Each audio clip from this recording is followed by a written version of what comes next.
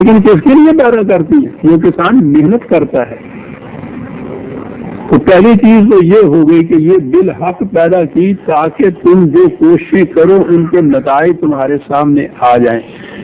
میں نے عرض کیا تھا کہ ابھی تو ہم یہ محسوس دنیا میں جو ہماری کوششیں ہیں، جو ہمارا عمل ہے، طبعی دنیا میں، فزیکل ورلڈ میں، اس کے نتائج تو ہمارے سامنے آ رہے ہیں کہ جو قومیں اس میں محنت کرتی ہیں اس کے نتائج سامنے آ رہے ہیں.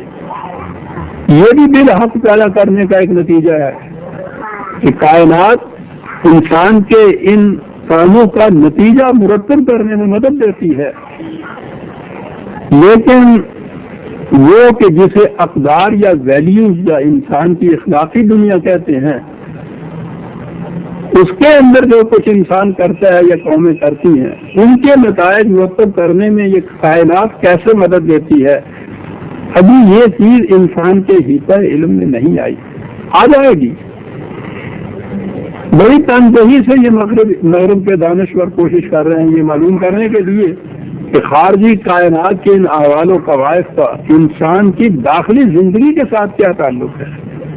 لیکن قرآن نے تو یہ 1400 سال پہلے بات کہہ دی جو ابھی تک بھی حیطۂ علم میں نہیں انسان کی آئی کہ انسان کا ہر عمل تو فزیکلی تو نہیں ہوتا.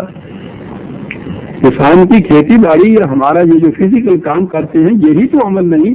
انسان کی ذات سے یہ چیز کہ کسی کو دھوکہ نہ دے، جھوٹ نہ بولے، بددیانتی نہ کرے، خیانت نہ کرے، ظلم نہ کرے، یہ بھی تو انسان کے اعمال ہیں. دیانت، امانت، شرافت، یہ انسان کے اعمال ہیں. ان کے نتائج مرتب کرنے میں خارجی کائنات کیا پارٹ پلے کرتی ہے، کیا حصہ کردار ادا کرتی ہے، ابھی یہ چیز انسان کے علم میں نہیں آئی. آ جائے گی. قرآن کے دعوی کے متعلق تو قرآن نے خود کہا ہے کہ ہم انفس و آفاق میں اپنی نشانیاں تمہیں دکھاتے چلے جائیں گے آ کے یہ حقیقت تمہارے سامنے آ جائے گی کہ قرآن نے جو کہا ہے صداقت پر مبنی ہے. اس کا ذریعہ یہ ہے کہ انفس اور آفاق میں نشانیاں خدا کی جو ہے آیات جو اس کی ہے وہ بے نقاب ہوتی جائیں.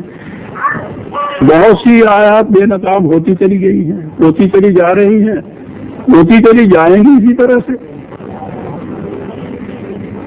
یہ حقائق جو کائنات کے ہیں ان کے اوپر پردہ پڑا ہوا ہے ابھی جہالت.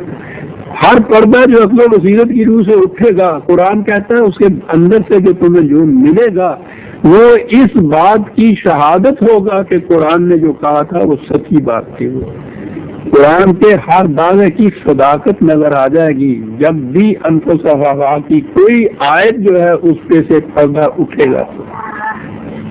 تو یہ آہستہ آہستہ یہ چیز سامنے آ جائے گی کہ یہ خارجی کائنات انسان کے اعمال حتیٰ کہ دل میں گزرنے والے خیالات کی نتیجہ خیزی میں کیا کردار ادا کرتی ہے. خارجی کائنات بہت بڑی چیز ہے جو قرآن بیان کر گیا ہے. جس دن یہ چیزیں انسان کے علم میں آئی معلوم نہیں ہے یہ زمین کیا بن جانی ہے.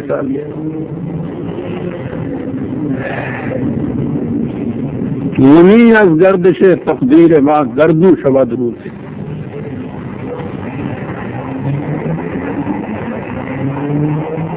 من اللہ العزیز الحکیم ما خلقنا السماوات والارض وما بینہما الا بالحق. اور اس کے ساتھ ہی دو لفظ اور کہ یہ سلسلہ کائنات لامتناہی نہیں ہے. لامتناہیت کہ وہ ہمیشہ رہے یہ تو خدا کی صفت ہے، کسی اور کی نہیں ہے. جو کچھ پیدا کیا ہے اس نے ایک دن فنا ہونا ہے. یہ تغیر پذیر ہیں، آخر ہیں ہر شے جو کائنات کی ہے، اور جو بھی تغیر پذیر ہے وہ ایک دن ختم ہو جاتا ہے. کائنات کے متعلق یہ جو چیز ہے کہ یہ ہمیشہ کے لیے رہنے کے لیے ابدی ہے، یہ فلسفہ تھا. یہ ہندوؤں کے ہاں کا یہ فلسفہ تھا یہ کائنات ابدی ہے. مادہ جس کو کہتے ہیں بڑی مشہور مناظرے ہوا کرتے تھے ہمارے ان کے ساتھ اس نقطے سے کہ مادہ ازلی ہے. قرآن کریم میں یہ پوری کائنات کے متعلق مختلف مقامات میں کہا الی اجل مسمى، یہ ماوے گردش ہے، ہم اس کو چلا رہے ہیں اس کارگاہ کو، لیکن ایک مدت معینہ کے لیے، ابدی طور پر یہ نہیں رہنے کی، یہ ختم ہونے والی چیز ہے۔ الی اجل مسمى والذین کفروا عما انذروا معرضون، یہ تو وہ حقائق ہیں کہ جو ان کی صداقت پر یقین رکھتے ہیں وہ ان سے فائدہ اٹھائیں گے، لیکن یہ جو ان کی خلاف ورزی کرتے ہیں انہیں وارن کیے جاتے ہیں ہم کہ اس کا نتیجہ تباہی ہوگا، لیکن وہ منہ پھیر کے چل دیتے ہیں، کان نہیں بھرتے جو کچھ ہم کہتے ہیں اس پہ۔ لیکن جب یہ کہا گیا ہے کہ پوری کائنات انسانی اعمال کی نتیجہ خیزی میں کچھ کردار اپنا ادا کر رہی ہے، تو یہ کیا سمجھ رہے ہیں کہ منہ پھیر کے چل دیں گے تو بچ جائیں گے اپنے تباہ کن اعمال کے نتائج سے؟ بچ نہیں سکتے۔ قل ارأيتم ما تدعون من دون الله أروني ماذا خلقوا من الأرض أم لهم شرك في السماوات۔ اب وہ آ گیا توحید پہ کہ العزیز تو صرف خدا ہے، فطرت کی قوتیں جنہیں تم کہتے ہو کہ بڑی لامتناہی ہیں، لامحدود ہیں، یہ بھی اسی کی پیدا کردہ ہیں، اسی کے قوانین اور نظام کے تابع سرگرم عمل ہیں، ذاتی طور پر ان کے اندر یہ چیز نہیں ہے۔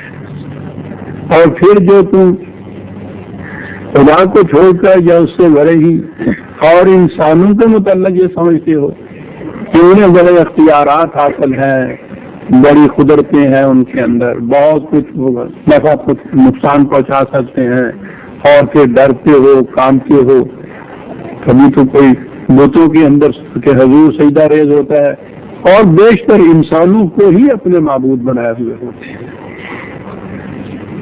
ان میں یہ بڑے صاحب قوت ہیں۔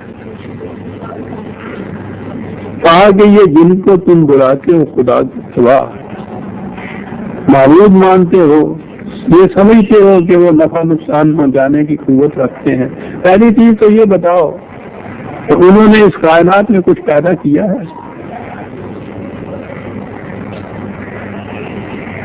یہ جتنی چیزیں ہم انوینشن کہتے ہیں،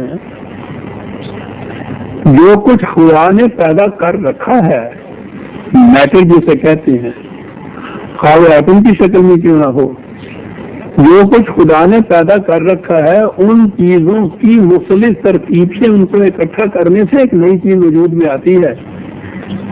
نئی چیز وہ نہیں ہوتی، جو موجود چیزیں ہیں انہیں میں مختلف تراکیب سے جو بنایا جاتا ہے